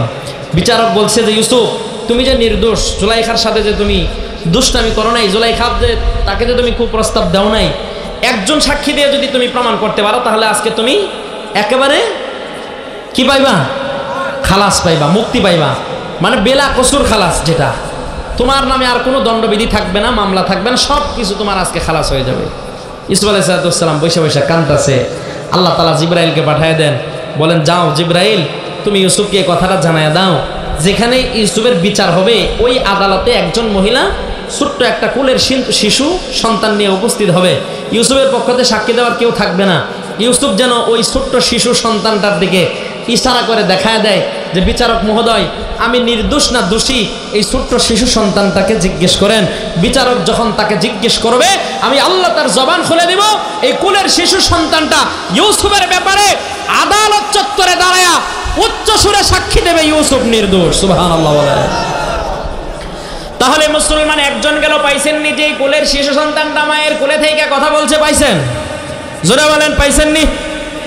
বনি ইসরাইলের জামানায় আরেকজন আবেদ ছিল, যে আবেদের নাম ছিল জুরাইস। এই আবেদ এত বেশি ইবাদত বন্দেগী করেছে, তৎকালীন জামানার বাদশা খুশি হয়ে তার জন্য একটা গির্জা নির্মাণ করে দিছে, গির্জা বানায়া দিছে। এই গির্জার ভিতরে ওই আবেদ 24 ঘন্টা আল্লাহ পাকের ইবাদতের ভিতরে নিমগ্ন থাকে। এই আবেদের নাম হলো জুরাইস। এই জুরাইস একদিন তিনি এই গির্জার ভিতরে নামাজে দাঁড়ায় গেছেন। এমত অবস্থায় তার মা গির্জার সামনে আইসা জুরাইসকে ডাক দিছে, জুরাইস। জুরাইস যেহেতু নামাজের ভিতর, এজন্যই তিনি মার ডাকের জবাব দিতে পারে নাই। নামাজের ভিতরে দাঁড়ায়া আল্লাহ পাক রব্বুল আলামিনকে বলতেছেন, আল্লাহুম্মা সালাতি ওয়া উম্মি। আল্লাহ, আমার মা আমার ডাকে আমি নামাজের ভিতর, আল্লাহ আমি আমার মার ডাকে সাড়া দিব নাকি নামাজ আদায় করব? আল্লাহর পক্ষ থেকে কোনো জবাব নাই। জুরাইস নামাজও ছাড়ে না, মার ডাকে সাড়াও দেয় না। মা কতক্ষণ পর্যন্ত ডেকে তারপরে বিরক্ত হয়ে চলে যায়। দ্বিতীয় দিন আবার জুরাইস তার গির্জার ভিতরে নামাজে দাঁড়াইছে। আবার ওই সময় মা এসে হাজির। মা এসে ডাকতেছে জুরাইস। জুরাইস নামাজে থাকার কারণে জবাব দিতে পারে না, শুধু একই কথা, আল্লাহুম্মা সালাতি ওয়া উম্মি। আল্লাহ, আমি নামাজের ভিতর, আমার মা আমারে ডাকে, আল্লাহ এই মুহূর্তে আমি আমার মার ডাকে সাড়া দিব নাকি নামাজ আদায় করব? আল্লাহর পক্ষ থেকে কোনো জবাব নাই। মা ওই দিনও কষ্ট পেয়ে চলে যায়। তারপরে তৃতীয় দিন আবার মা এসে তার গির্জার পাশে তাকে ডাকে। ওই সময় জুরাইস নামাজের ভিতরে দাঁড়ায় গেছে। জুরাইস শুধু একটা কথাই বলে, আল্লাহুম্মা সালাতি ওয়া উম্মি। আল্লাহ, আমার মা আমারে ডাকে, আমি নামাজের ভিতর, আল্লাহ আমি আমার মার ডাকে জবাব দিব নাকি নামাজ আদায় করব? আল্লাহর পক্ষ থেকে কোনো জবাব নাই। একদিন, 2 দিন, 3 দিন মা এসে ডাকার পরে যখন জুরাইস জবাব না দিছে, ওই সময় জুরাইসের মা মনে মনে একটু কষ্ট পাইছে। মনে মনে কষ্ট পাইয়া আল্লাহর কাছে বদদুয়া দেয়, বলে, মালিক, আল্লাহ আমার জুরাইস এই গির্জার ভিতরে ইবাদত করে, আমি তারে 1 দিন না, 2 দিন না, 3 দিন এসে ডাকলাম, আমার ডাকে সে জবাব দিল না, সাড়া দিল না। আল্লাহ, আমি মা একটু মনে কষ্ট পাইছি, আমার সন্তানের জন্য তোমার কাছে বদদুয়া দিলাম। আল্লাহ, আমার সন্তানকে তুমি বেশ্যার মুখ না দেখায়া, পতিতার মুখ না দেখায়া মরণ দিও না।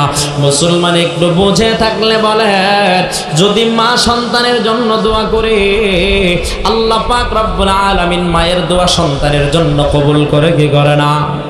জোরে বলেন, করে কি করে না? আবার যদি মা সন্তানের জন্য বদদুয়া দেয়, আল্লাহ কিন্তু এই বদদুয়াও কবুল করে। মায়ের দোয়া যেমন কবুল হয়, বদদুয়াও কবুল হয়। কয়টা ঘটনা আপনি শুনবেন। মুসলমান, মা এমন এক সম্পদ, মা যদি সন্তানের জন্য দোয়া করে, তাহলে মায়ের দোয়ার বরকতে সন্তান 0 থেকে হিরো হয়ে যায়। কথা বলেন ঠিক কিনা? জোরে বলতে হবে, ঠিক কিনা? আবার যদি মা সন্তানের জন্য বদদুয়া দেয়, এই সন্তান যদি হিরো থাকে, মায়ের বদদুয়ার কারণে এই সন্তান হিরো থেকে 0 হয়ে যায়। কথা বলেন ঠিক কিনা? জোরে বলতে হবে, ঠিক কিনা? এজন্যই মুসলমান জীবনে কোনোদিন মার বদদুয়া নিয়েন না। মার বদদুয়া নিলে আপনি ধ্বংস হবেন, আপনার আগামীর প্রজন্ম ধ্বংস হবে। মা যদি সন্তানের জন্য বদদুয়া দেয়, এই সন্তান দুনিয়ায় যতদিন থাকবে ততদিন লাঞ্ছনার জিন্দেগি যাপন করবে। কথা বলেন ঠিক কিনা? আর যদি মা সন্তানকে দোয়া দেয়, মা যদি সন্তানের জন্য দোয়া করে, আল্লাহ পাক রব্বুল আলামিন মায়ের দোয়ার বরকতে এই সন্তানকে আল্লাহ তাআলা দুনিয়ার রাষ্ট্রের প্রেসিডেন্ট বানায়া দিতে পারেন। কথা কোন ঠিক কিনা? সূরা বলতে হবে, ঠিক কিনা? মুসলমান, এই পৃথিবীতে তুরস্ক নামক একটা রাষ্ট্র আছে, যেটা সংখ্যাগরিষ্ঠ মুসলিম রাষ্ট্র। এই রাষ্ট্র অনেক ক্ষমতাধর রাষ্ট্র, মুসলিম রাষ্ট্রগুলোর ভিতরে সবচেয়ে পরাশক্তি রাষ্ট্র। এই রাষ্ট্রের বর্তমান প্রেসিডেন্টের নাম হলো এরদোগান। এরদোগান একদিন সাংবাদিকদের মুখোমুখি, সাংবাদিকরা তারা জিজ্ঞেস করছে, স্যার আপনি তুরস্কের মতো রাষ্ট্রের প্রেসিডেন্ট কেমনে হইলেন, একটু জানতে চাই। এরদোগান বলে আমি আমার যোগ্যতার বলে, আমি আমার শিক্ষার বলে, আমি আমার ক্ষমতার বলে এই তুরস্কের মতো রাষ্ট্রের প্রেসিডেন্ট হতে পারি নাই। সাংবাদিকরা বলে স্যার তাহলে কেমনে হলেন একটু জানতে চাই। এরদোগান বলে আমি একদিন শুনেছি শেষ রজনীতে আমার মা ঘুম থেকে উঠা তাহাজ্জুদের নামাজ পড়া দুইটা হাত উঠায়া দুইটা চোখের পানি ছেড়ে আল্লাহর কাছে দোয়া করেছে আর কান্না করেছে। আমার মা বলেছে, আল্লাহ তুরস্কের রাষ্ট্রের যে অবস্থা, এই রাষ্ট্রকে ঠিক করার জন্য আমার সন্তানের দরকার। আল্লাহ তুমি আমার সন্তানটাকে তুরস্কের মতো রাষ্ট্রের প্রেসিডেন্ট বানাইয়া দিও। সুবহানাল্লাহ বলেন। এরদোগান বলেন আমার মায়ের সেদিনের দোয়ার বরকতে আল্লাহ পাক আমাকে তুরস্কের মতো রাষ্ট্রের প্রেসিডেন্ট বানাইয়া দিয়েছেন। সুবহানাল্লাহ বলেন। মুসলমান আপনারা শুনেছেন বুখারী শরীফ নামক একটা কিতাব আছে। এই কিতাবের লেখক যিনি, তিনার নাম হলো মুহাম্মদ ইবনে ইসমাইল আল বুখারী রাহিমাহুল্লাহ। ইমাম বুখারী যখন ছোট্ট মানুষ, ওই সময় তার বাবা ইন্তেকাল করে, ইমাম বুখারী এতিম হয়ে গেলেন, তার মাও বিধবা হয়ে গেল। যেহেতু দরিদ্র মানুষ ছিলেন, এজন্য দুনিয়ায় ইনকাম করে তাদের জিন্দেগি যাপন করা কষ্ট হয়ে যেত। হযরত ইমাম বুখারীর মা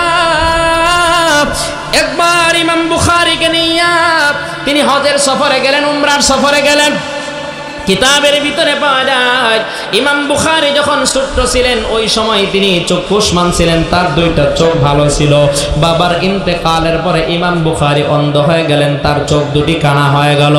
ইমাম বুখারীর মা পেরেশান হয়ে গেলেন, আল্লাহর কাছে প্রত্যেক দিন দোয়া করে আর কান্না করে আর বলে, আল্লাহ তুমি আমার স্বামীকে আমার কাছ থেকে কেড়ে নিলা, আল্লাহ তুমি আমার এমন একটা সন্তান দিলা, আমার সন্তানটাকেও তুমি অন্ধ বানায়া দিলা। ইমাম বুখারীর মা ইমাম বুখারীকে নিয়ে তিনি বাইতুল্লাহর হজ সফরে চলে গেলেন। বাইতুল্লাহ শরীফে গিয়া একদিন শেষ রজনীতে ঘুম থেকে উঠা ওযু বানায়া তিনি মক্কার হেরেমের ভিতরে দাঁড়ায়া নামাজ আদায় করেন। তাহাজ্জুদের নামাজ শেষ করে তিনি দুইটা হাত তুলে দুইটা চোখের পানি ছেড়ে আল্লাহর কাছে কান্না করে আর বলে, আল্লাহ তোমার পয়গম্বরের জবান থেকে শুনেছি, তোমার পয়গম্বর বলেছেন মা যদি সন্তানের জন্য দোয়া করে এই দোয়া নাকি তুমি ফেরত দাও না। সুবহানাল্লাহ বলেন, আরো জোরে বলেন সুবহানাল্লাহ। ইমাম বুখারীর মা ডাক দিয়া বলে, মালিক আল্লাহ আমি আমার মা হইয়া আমি আমার এই সন্তানের জন্য তোমার কাছে দোয়া করি, আল্লাহ তোমার নবীর হাদিস যদি সত্য হয় তাহলে আমি মার দোয়া কবুল করে আমার এই সন্তানের দুইটা চোখ তুমি ফেরত দাও। সুবহানাল্লাহ বলেন। কিতাবের ভিতরে লিখে ইমাম বুখারীর মা মুনাজাত শেষ করতে পারে নাই, পাশেই ইমাম বুখারী শোয়া ছিলেন, তিনি ঘুম থেকে উঠা পড়লেন।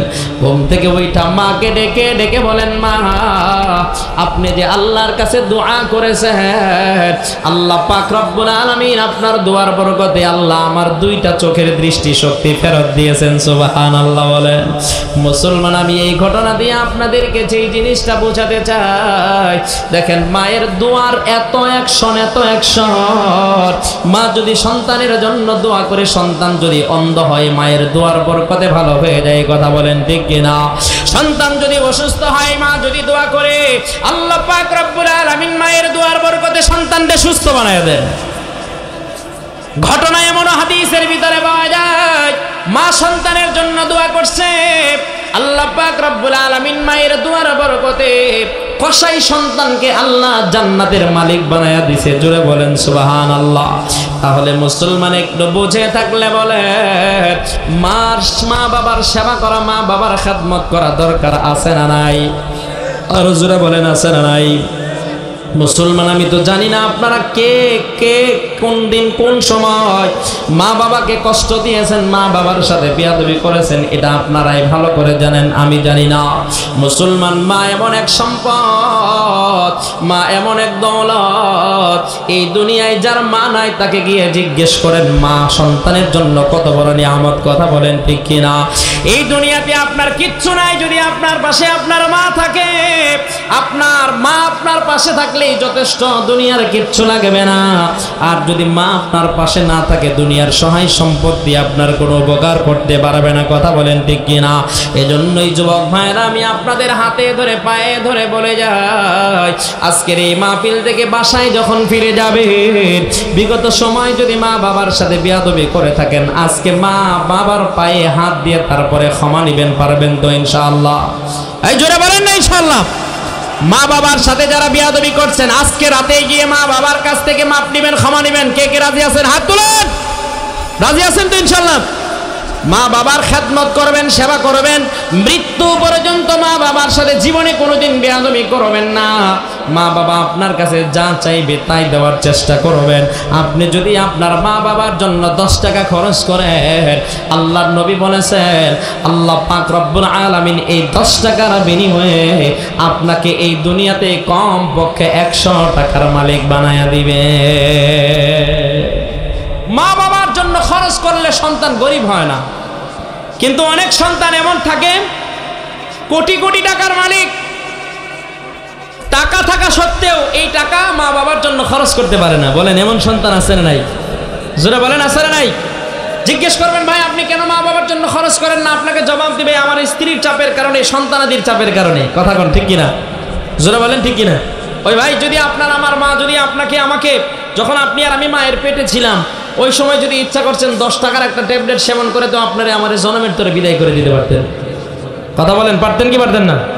কিন্তু এটা কি করেছেন? জোরে বলেন করেছেন? বরং আদর্শ হাত দিয়ে লালন পালন করে বড় করেছেন। নিজে না খাইয়া তারপরে আমাদেরকে খাওয়াইছেন। কথা বলেন, খাওয়াইছেন কিনা? জোরে বলেন। মুসলমান চ্যালেঞ্জ করে বললাম, যাদের মা এখনো জীবিত আছে, বাসায় আছে, আজকে একটা রাত আপনি বাসায় যাবেন না, এখানেই শুয়ে থাকবেন। রাত যখন গভীর হয়ে যাবে, আপনার মার চোখে ঘুম থাকবে না। আপনার মা আপনার স্ত্রীকে বারবার জিজ্ঞেস করবে, আমার কলিজার টুকরা সন্তান বাসায় ঢুকছেনি। কথা বলেন ঠিক কিনা? জোরে বলতে হবে ঠিক কিনা?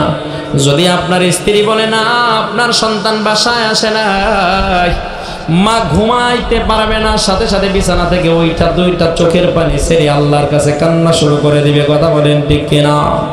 জোরে বলতে হবে ঠিক কিনা? মুসলমান যেই মা নিজের জীবনের সর্বস্ব বিলীন করে দিয়া আপনাকে আমাকে লালন পালন করে বড় করলে, আপনার জন্য আমার জন্য কল্যাণের দোয়া করেন, হেদায়েতের দোয়া করেন, এই মার সাথে যদি বেয়াদবি করি আপনার আমার কপাল পড়ে যাবে। যতদিন এই দুনিয়ায় বাঁচবো, জীবনে আর কোনোদিন মার সাথে বেয়াদবি করব না, মাকে কষ্ট দিব না। পারবো তো ইনশাআল্লাহ? মুসলমান, ওই যে ঘটনা আপনাদেরকে শোনাইতেছিলাম, জুরাইস তার মা 3 দিন তারে ডাকছে, মার ডাকে জবাব দেয় নাই, মা কষ্ট পাইছে, মা আল্লাহর কাছে বদদুয়া দিছে, আল্লাহ বদদুয়া কবুল করে নিছে। এবার আমি আপনাদের কাছে একটা প্রশ্ন রাখতে চাই, জুরাইজের মা যখন এসে জুরাইজকে ডাক দিছিল, বলেন তো দেখি ওই সময় জুরাইজ খারাপ কাজ করতেছিল নাকি ভালো কাজ করতেছিল? জোরে বলেন। ভালো তো ভালোই, পৃথিবীর সর্বশ্রেষ্ঠ কাজ হলো নামাজ, নামাজ আদায় করতেছিল। কথা বলেন ঠিক কিনা? এরপরেও মা বদদুয়া দিছে, আল্লাহ বদদুয়া কবুল করে নিছে। হাদিসের কিতাবের ভিতরে পাওয়া যায়, জুরাইজের গির্জাটা যেখানে ছিল, ওই গির্জার পাশেই ছিল একটা পাহাড়। ওই পাহাড়ের ভিতরে একজন রাখাল বকরি চড়াইতো, ছাগল চড়াইতো। ওই এলাকার ভিতরে ছিল একজন বেশ্যা মহিলা, একজন পতিতা মহিলা ছিল। এই পতিতা মহিলার সাথে ওই রাখাল জিনা করে, জিনা করার কারণে এই পতিতা মহিলা গর্ভবতী হয়ে যায়। এই মহিলার যখন বাচ্চা প্রসব করার সময় হয়, ওই সময় এই মহিলা ওই গির্জার পাশে, ওই গির্জার সামনে গিয়ে বাচ্চাটা প্রসব করে। ওই বেশ্যা মহিলা যখন ওখানে গিয়ে বাচ্চা প্রসব করে, এলাকার লোকজন জিজ্ঞেস করে, এই তোর কত বড় সাহস, আমাদের আবেদ সাহেব এখানে ইবাদত করে আর তুই এখানে এসে বাচ্চা প্রসব করলি, তোরে এই সাহসকে দিল? এবার ওই মহিলা মিথ্যার আশ্রয় নিল, মিথ্যা কথা এলাকার ভিতরে ছড়ায় দিল। এলাকার লোকজনকে ডেকে বলে, তোমরা যারা আবেদ মনে করো, এই জুরাইস মূলত আবেদ না, সে একটা ভণ্ড, সে আমার সাথে জিনা করছে, এটা তারই সন্তান, এজন্যই আমি এই গির্জার সামনেই প্রসব করেছি। বলেন তো দেখি, এই বেশ্যা নারীর কথাটা সত্য না মিথ্যা? জোরে বলেন।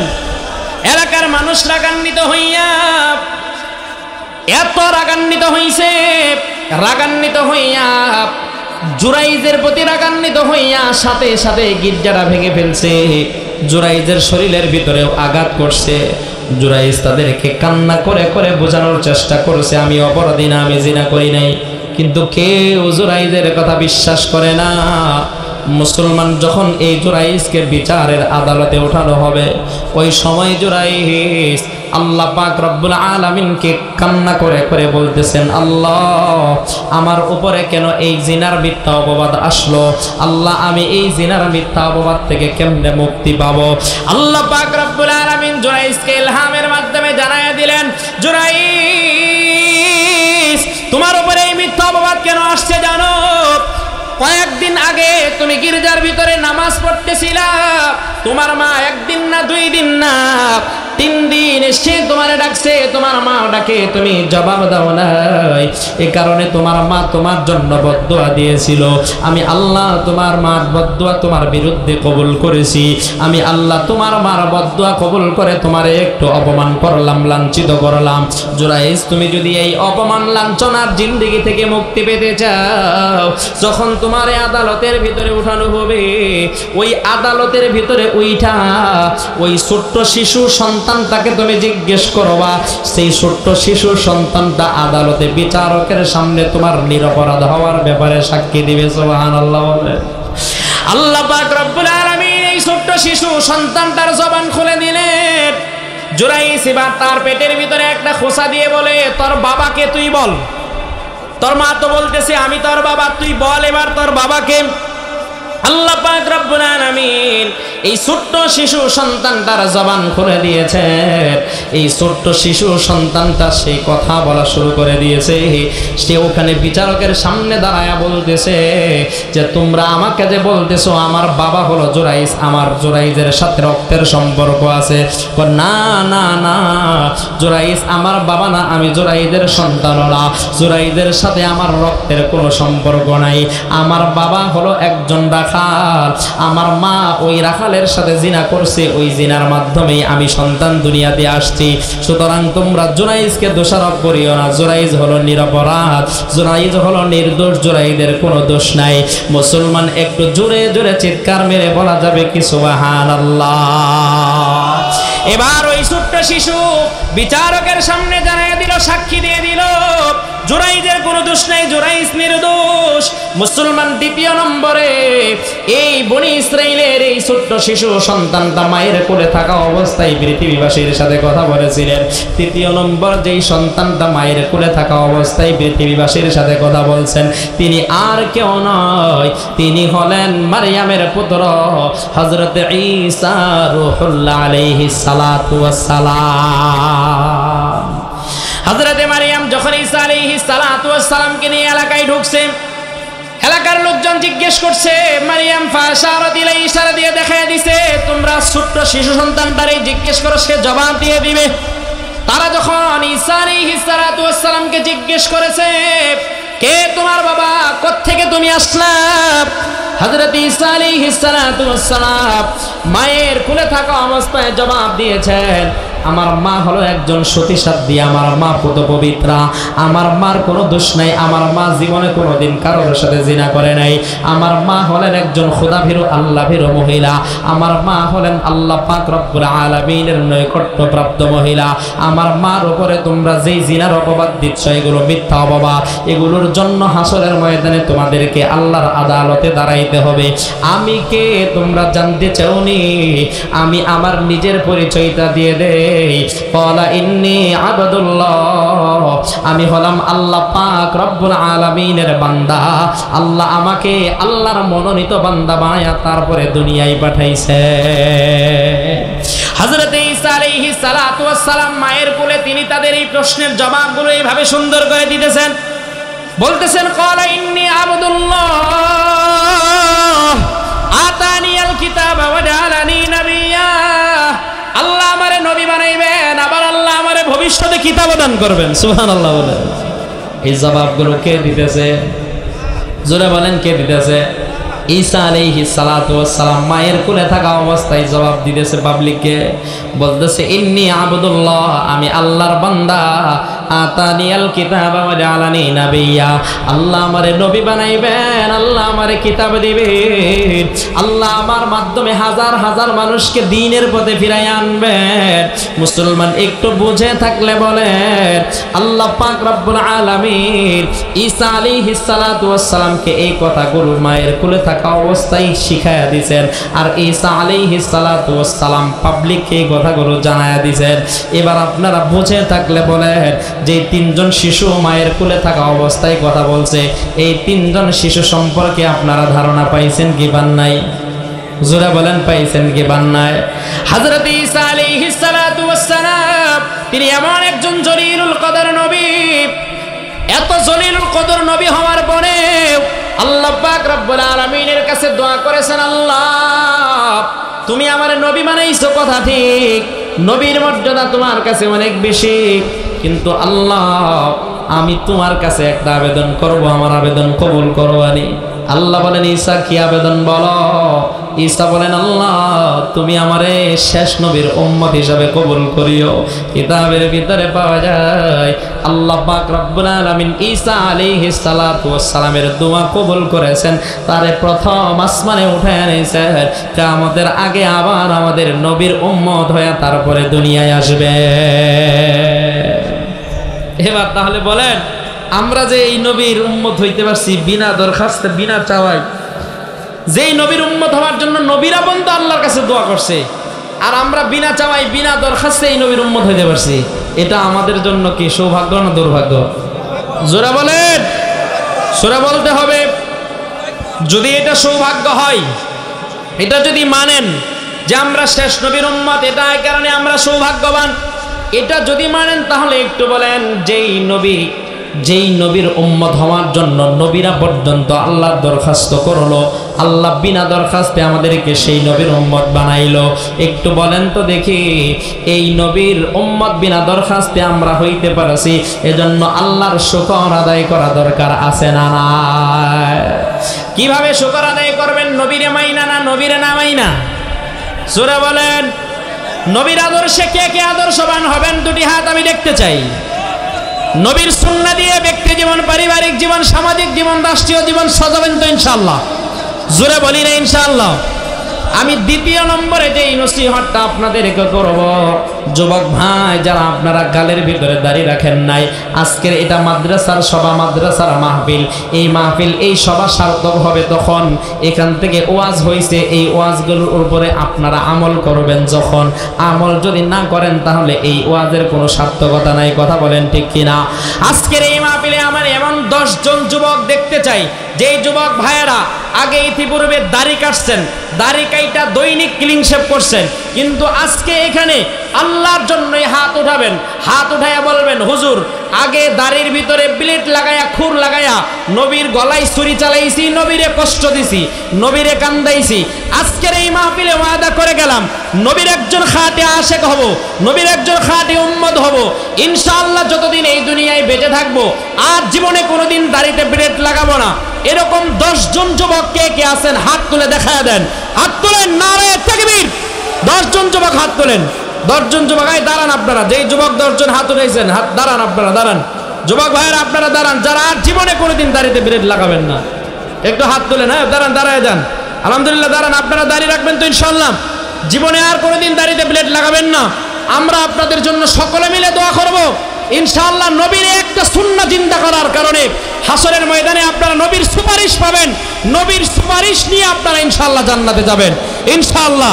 বসেন আপনারা ইনশাআল্লাহ, দাড়িটা আর কোনোদিন ব্লেড লাগাবেন না, আপনারা দাড়িটা রাখবেন তো ইনশাআল্লাহ।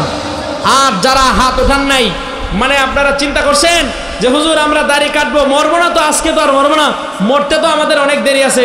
ঠিক আছে, আপনারা আপনাদের মরণ এটা ধরে রাখেন, কবে মরবেন এটা তো আমরা জানি না, আপনাদের মরণের খবর হয়তো বা আপনারা জানেন। জানেন মরণের খবর? জানেন ভাই? জানেন নাকি? আরে ভাই, আপনার আমার মৃত্যু কোন সময় আপনার কাছে আমার কাছে আসবে এটা আমরা কেউ বলতে পারবো না। ইদা জা আজালুহুম ফালা ইস্তাখিরুনা সাআতাও ওয়ালা ইস্তাকদিমুন। মৃত্যু একটা নির্দিষ্ট সময় আছে, এই নির্দিষ্ট সময়ের 1 সেকেন্ড আগেও আসবে না, 1 সেকেন্ড পরেও আসবে না। নেক কাজের নিয়ত আজকে আপনি এই মাহফিল থেকে হাত উঠাইয়া করতে পারলেন না, যদি আজকে রাতে মৃত্যু হয়ে যায়, সকালবেলা আপনার এই লাশটার কেউ খোঁজ খবরও নেবে না। কথা বলেন ঠিক কিনা? এজন্যই যে কোনো নেক কাজের জন্য সাথে সাথে হাত উঠানো, যে আল্লাহ আমি হাত উঠাইছি, তুমি আমাকে এমন দিল দাও, এমন মন দাও, যাতে করে আমি মৃত্যু পর্যন্ত নবীর সুন্নাহর উপরে প্রতিষ্ঠিত থাকতে পারি, এবং মৃত্যু পর্যন্ত নবীর আর একটা সুন্নাহ ছাড়ব না। যখন আপনি দিলের ভিতরে এই মজবুত নিয়ত রাখবেন, তখন আল্লাহ আপনাকে দ্বীনের পথে থাকার জন্য সহযোগিতা করবেন, সাহায্য করবেন ইনশাআল্লাহ। করবেন না? জোরে বলেন করবেন কিনা? এজন্য যুবক ভাইরা,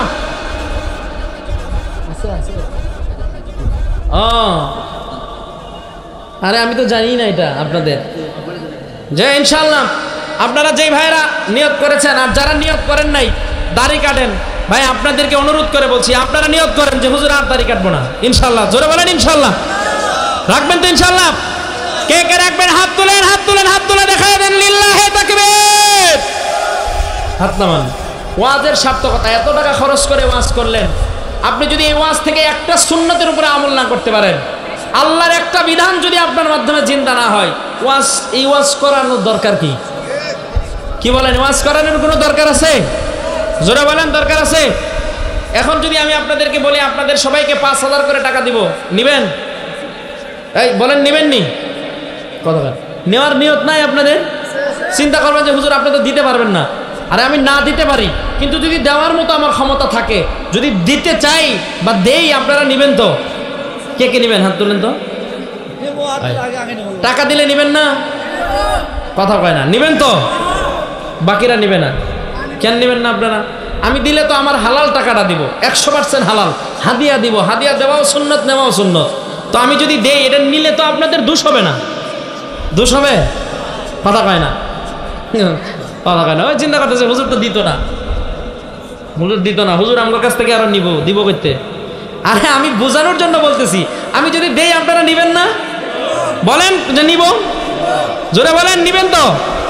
মানে আপনাদেরকে রাজি করাইলাম, নিবেন যে আপনারা, বুঝছেন? আচ্ছা আমি যদি বলি আপনাদের নামে একটা ব্যাংকে অ্যাকাউন্ট করে দিব, ব্যাংকে একটা অ্যাকাউন্ট করে দিব, এই অ্যাকাউন্ট থেকে আপনারা মৃত্যু পর্যন্ত টাকা উঠায়া তারপরে এগুলো খাইতে পারবেন, ভোগ করতে পারবেন। রাজি আছেন? কথা কয় না। রাজি আছেন? জোরে বলেন না ইনশাল্লাহ। আরে এমন একটা ভালো কাজ আপনাদের জন্য করে দিতে চাচ্ছি, আপনারা রাজি হইতেছেন না। সুদবিহীন, এটা সুদ থাকবে না, এর ভিতরে কোনো সুদ নাই।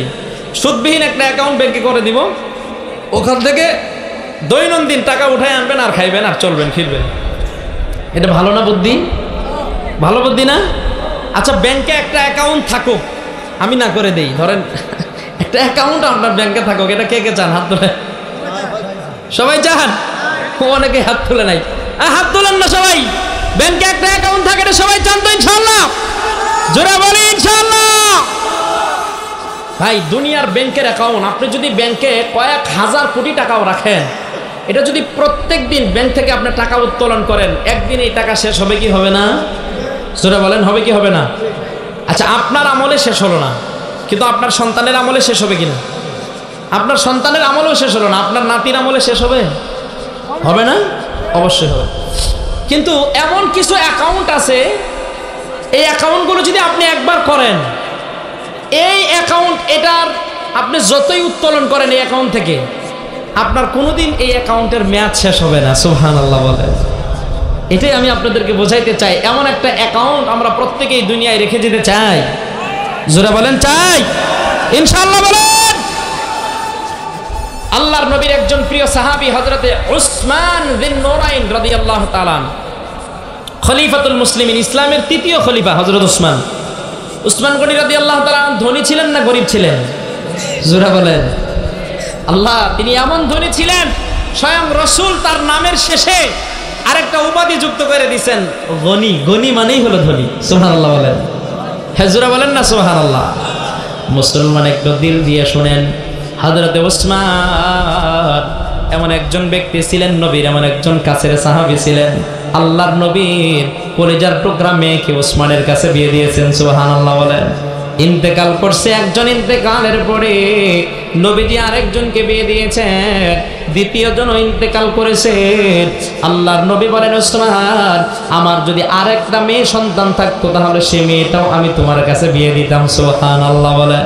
হযরত ওসমান তিনি এমন একজন ধনী সাহাবী ছিলেন, আল্লাহর নবী কোনো এক জিহাদের জন্য কালেকশন করতেছেন, জিহাদের জন্য টাকা উড়াইতেছেন।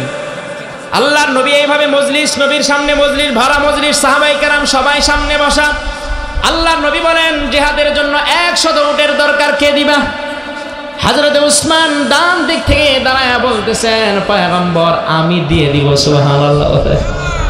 নবী বরাবর মাঝ বরাবর তাকায়া বলেন, আমার সাহাবীরা রে শোনো, জিহাদের জন্য 100 ঘোড়ার দরকার, কে দিবা? হযরত উসমান ডান দিক থেকে সইরা সামনে গিয়ে বলেন, পয়গম্বর আমি দিব। সুবহানাল্লাহ বলেন। নবী এবার বাম দিকে তাকায়া বলেন,